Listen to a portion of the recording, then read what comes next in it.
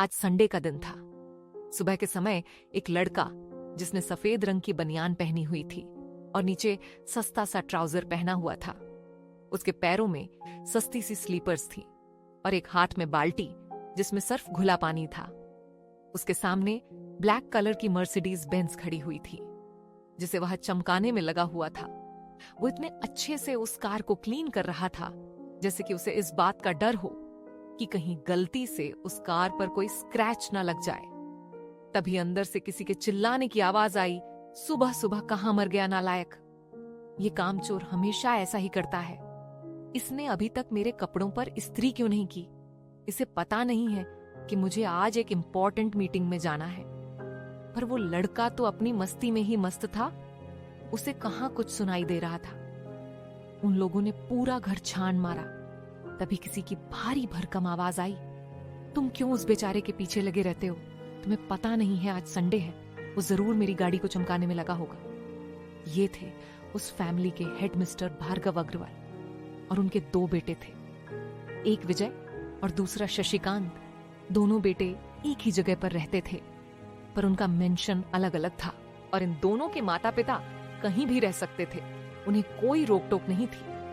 पर भार्गव अग्रवाल ने एक फैसला ऐसा लिया था जिसकी वजह से उनके परिवार वाले ही उनसे नाराज रहने लगे थे।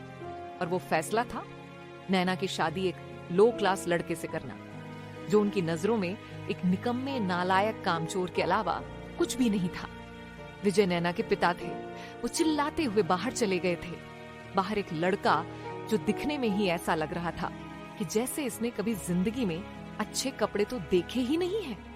उस लड़के को देखकर विजय का गुस्सा हमेशा 7वें आसमान पर चला जाता था। विजय ने चिल्लाते हुए कहा, निकम्मे आदमी काम से छुपने के लिए बाहर टाइम पास कर रहा है, तुझे पता नहीं है मुझे आज मीटिंग में जाना है। वो लड़का जल्दी से सिर झुकाते हुए विजय के पास आया और बड़े धीरे से बोला, बताइए पापा जी क्या काम है? विजय अग्रवाल ने कहा, नालायक, मेरे पास बिल्कुल भी टाइम नहीं है, जल्दी से मेरे कपड़ों पर इस्त्री कर दें। और मैंने तुमसे कितनी बार बोला है अपने जुबान से मुझे पापा जी मत कहा करो, पर तुम हो कि सुधरने का नाम ही नहीं लेते हो। पता नहीं वह कौन सी मनहूस घड़ी थी जब तुम हमारी लाइफ में आए थे। और एक शशिकांत का दामाद है, पता है उसने अपने ससुर को कल ही ऑडी कार गिफ्ट की है। अभी तो उसकी शादी भी नहीं हुई है और अभी से ही देखो वह अपने ससुराल वालों का कितना ध्यान रखता है। तभी विजय अग्रवाल ने कहा कि कल शशिकांत की बेटी तान्या की रिंग सेरेमनी है। इस बार कोई ढंग के कपड़े पहनकर आ जाना, और तुम्हारे पास तो पैसे होंगे ही नहीं कपड़े लेने के लिए। खर्चे की वैसे ही टेंशन कम है क्या? जो एक सदस्य और बढ़ गया वो भी निकम्मा नाकारा, जिससे कुछ एक्सपेक्ट भी नहीं किया जा सकता। मुझे तो हर समय यही डर लगा रहता है कि किसी दिन समाज में तुम्हारी वजह से हमारी इंसल्ट न हो जाए। अब कल के प्रोग्राम में भी लोग यही पूछेंगे कि तुम्हारा दामाद करता क्या है। हे भगवान, मैं तो इस लाइफ से तंग आ गया हूं। अब किस किस को इस बारे में क्या जवाब दूं, मुझे तो समझ ही नहीं आता। ये पिताजी ने पता नहीं कहां फंसा दिया। इस लड़के ने पता नहीं उन पर कौन सा जादू कर दिया है। पर वो लड़का तो वहीं पर सिर झुकाए खड़ा था। तभी विजय अग्रवाल ने चिल्लाते हुए कहा, नालायक, अब क्या नजरों से ही जमीन फाड़ने का इरादा है तुझे? अभी तो बताया था कि मैं लेट हो रहा हूँ, चल अब मेरे कपड़ों पर जल्दी से इस्त्री कर। और ऐसे ही बड़बड़ाते हुए विजय अग्रवाल अंदर चले गए। उस लड़के ने जल्दी से अपने हाथ पैरों को साफ पानी से धोया और अंदर की तरफ चल दिया। वो लड़का पिछले 3 साल से उस घर के सभी सदस्यों के ताने सुनते हुए आ रहा था, पर आज तक उसने किसी को भी उल्टा जवाब नहीं दिया था। एक दादाजी ही थे जिन्होंने आज तक उससे कभी कुछ नहीं कहा था। वो रात को अधिकतर दादाजी के कमरे में ही सोता था। हाँ, वो सिर्फ देखने में ही गरीब लगता था, पर उसके शरीर की मसल टाइट थी और उसके 6 पैक एब्स भी थे और वह 6 फीट हाइट का एक हैंडसम हंक था। उसका फेस देखकर कोई नहीं कह सकता था कि वो इतना गरीब भी हो सकता है।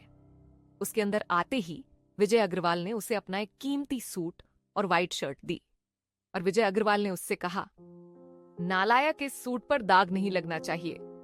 अथर्व ने कहा, मैं ध्यान रखूंगा पापा जी। वो कपड़े लेकर वहां से जाने लगा।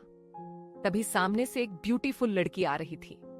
उसने मुस्कुराते हुए अथर्व से कहा, गरीबों के बिलियनेयर, जरा मेरे कपड़ों को भी प्रेस करके रेडी कर देना। मुझे भी आज शॉपिंग के लिए जाना है और मेरे साथ दीदी भी जा रही है। उनके कपड़े तो तुम ही डिसाइड करते हो, तो उनका तुम ही देख लेना। ये लड़की नैना की छोटी बहन शनाया थी, जो कॉलेज में 2nd ईयर पास आउट हुई थी। उसके काफी अच्छे ग्रेड आए थे। वो ऐसे ही टोंट अथर्व को मारा करती थी। इससे ज्यादा वो कुछ नहीं कहती थी, पर उसे भी अथर्व पसंद नहीं था, क्योंकि वो नहीं चाहती थी कि उसके किसी भी फ्रेंड को उसके फटीचर जीजू के बारे में पता चले। उस घर का एक छोटा लाडला भी था, जो अभी 1st ईयर में ही आया है। उसे अथर्व बहुत पसंद था। वो उसकी मसल्स और बॉडी का फैन था। वो सुबह जल्दी उठकर अपने जीजू के साथ एक्सरसाइज भी किया करता था, और पिछले 3 साल तक उसके साथ रहने की वजह से ही आज तक वो समझदार था। उसमें कोई भी गलत संगत नहीं थी। उसने भी अथर्व के साथ में रहकर अपनी बॉडी को फिट किया था। उसे भी युग को देखकर अच्छा लगता था।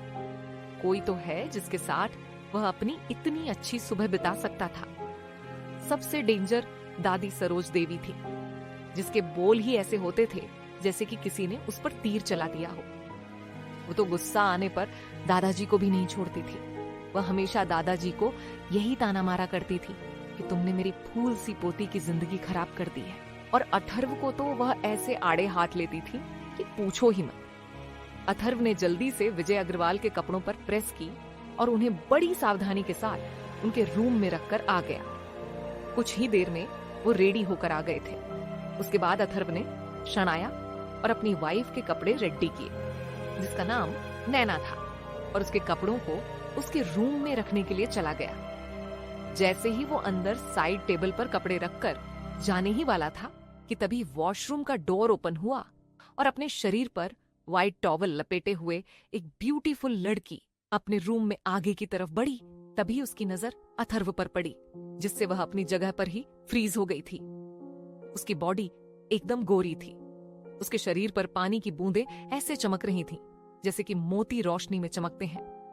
वह हमेशा अपनी वाइफ की ब्यूटी को देखकर शॉक रह जाता था, और आज भी उसका हाल कुछ ऐसा ही था। उसके दिल की धड़कन बढ़ गई थी। उसे समझ नहीं आ रहा था कि उसे क्या करना चाहिए। नैना कुछ सेकंड बाद अपने होश में आई और अपने आप से ही बोली, नैना तू भी पागल है। एक बार देख तो लेती कि कमरे में कोई है भी कि नहीं। अब ये रूम अकेला तेरा थोड़ी है। तभी नैना ने हिम्मत करते हुए थोड़ा गुस्से में अथर्व से कहा, ऐसे घूर घूर कर क्या देख रहे हो? क्या इससे पहले तुमने कोई लड़की नहीं देखी?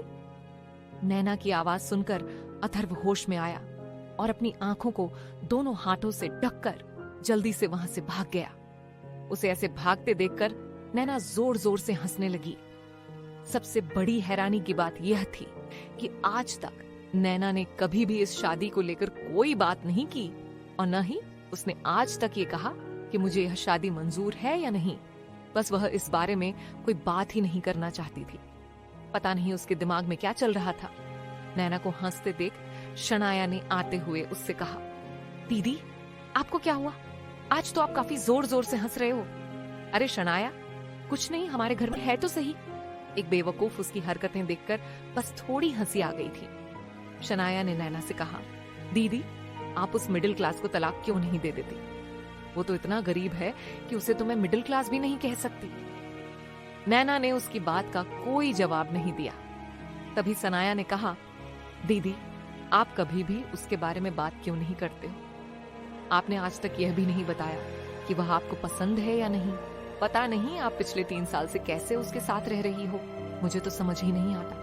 पर नैना ने अब भी उसके बारे में कुछ नहीं कहा था। जब सनाया ज्यादा ही जिद करने लगी तो नैना ने उससे कहा, तुम्हें इतना परेशान होने की जरूरत नहीं है। कुछ चीजें ऐसी होती हैं जिनको हमें वक्त के भरोसे ही छोड़ देना चाहिए। क्या जब मेरी शादी हो रही थी तुम में से किसी ने इस बारे में कुछ बोला था नहीं ना? तो फिर अब तुम सबको इतनी परेशानी क्यों होती है? पर तब तो तुम इस बात से ही डर गए थे कि कहीं दादाजी सच में पूरी फैमिली को घर से बाहर ना निकाल दे, और इस वजह से तुम सभी चुप रहे। और अब उल्टा तुम ये कहते हो कि आप कुछ बोलती क्यों नहीं हो? यही वजह है कि मैं इस बारे में किसी से कोई बात नहीं करना चाहती, क्योंकि तुम में से कोई भी इस काबिल नहीं है जो मुझसे इस बारे में बात कर सके। तभी वहां पर आती हुई मनीषा ने, जो कि उन दोनों की मां थी, उन्होंने कहा, बेटा तुम तो इस बात पर बेवजह गुस्सा कर रही हो। उस टाइम तो मैं दादाजी के गुस्से के बारे में पता था ना। अगर उस समय हम बेघर हो जाते तो तुम ही बताओ, इस समय हम सड़कों पर जिंदगी गुजार रहे होते। अपनी मां की बात सुनकर नैना ने मुस्कुराते हुए कहा, तो तुम लोगों को ये समझ नहीं आता कि उस लड़के और तुम सब में कोई फर्क नहीं है? क्योंकि अगर मैं उस समय शादी नहीं करती तो तुम भी आज उस लड़के की तरह सड़कों पर गरीबी में जिंदगी गुजार रहे होते। मुझे तो यही समझ में नहीं आता कि जब आप लोगों की ही कंडीशन ऐसी है तो फिर आप सभी उस लड़के को इतना सुनाते क्यों रहते हो? बेटा आज तक तो तुमने उसके बारे में कुछ नहीं बोला, फिर आज उसकी इतनी तरफदारी क्यों कर रही हो? नैना ने कहा, मां मैं उस लड़के की तरफदारी नहीं कर रही है। यही कारण है कि मैं किसी से कोई बात नहीं करना चाहती। लेकिन आप लोगों को पता नहीं क्या परेशानी है। आप हर बार इस मैटर के बारे में मुझसे बात करने के लिए आ जाते हो। आज के बाद कभी भी मुझसे इस बारे में बात मत करना। मुझे जो करना है वह मैं खुद देख लूंगी और इस बारे में अब मुझे कोई बहस नहीं करनी है। इतना कहकर वह रेडी होकर वहां से नीचे हॉल की तरफ निकल जाती है और जाते हुए उसने शनाया से कहा कि अगर तुम्हें शॉपिंग के लिए चलना है तो 2 मिनट में बाहर आ जाओ, नहीं तो फिर मत कहना कि दीदी ने मुझे कुछ दिलाया नहीं। और हाँ, एक बात और, अपने साथ उस सो कॉल्ड अपने जीजू को भी लेकर आ जाना। माँ ये दीदी क्या कह रही है? क्या इनके कहने का मतलब ये है कि वो फटीचर भी हमारे साथ शॉपिंग पर जाएगा? मनीषा जी ने कहा कि ऐसी बात नहीं है, वो तो नैना को कोई बैग्स पकड़ने के लिए चाहिए होगा, इसलिए ही उसे ले जाने के लिए बोला है, नहीं तो वह भला उसके लिए क्यों बोलती? और तुम्हारे पापा भी कह रहे थे कि उसके लिए एक 3 पीस सूट ले आना जिसमें वो ठीक ठाक लगे नहीं तो हमारी रेपुटेशन वहां पर मिट्टी में मिल जाएगी। अथर्व नीचे किचन में लगा हुआ था, तभी उसके फोन पर एक मैसेज आया। उसके अकाउंट में अभी 60,000 रुपए आए थे, जिससे उसके अकाउंट का बैलेंस पूरे 1,20,00,000 रुपए हो गया था। ये देखकर उसकी आंखों में आंसू आ गए थे। तभी उसका फोन रिंग होने लगा। उसने कॉल रिसीव की, तभी दूसरी तरफ से आवाज आई, जिसे सुनकर उसके हाथ कांपने लगे थे। अथर्व की आंखों से आंसू बह रहे थे। उसे तो कुछ समझ ही नहीं आ रहा था। उसने इतने सालों बाद वो आवाज सुनी थी। उस आवाज को सुनकर उसे बीते पल याद आ गए थे। उसी समय शनाया अथर्व को नैना का ऑर्डर बताने आई थी, पर उसने कुछ ऐसा देखा जिससे वो खुद शॉक हो गई थी। अथर्व की आंखें 1 करोड़ रुपए के मैसेज को देखकर नम क्यों हो गई थी? आखिर अथर्व के मोबाइल पर किसकी कॉल आई थी और उस आदमी ने कॉल पर ऐसा क्या कहा जिसे सुनकर अथर्व की आंखों में आंसू आ गए थे? आखिर शनाया अथर्व को देखकर शॉक क्यों हो गई थी?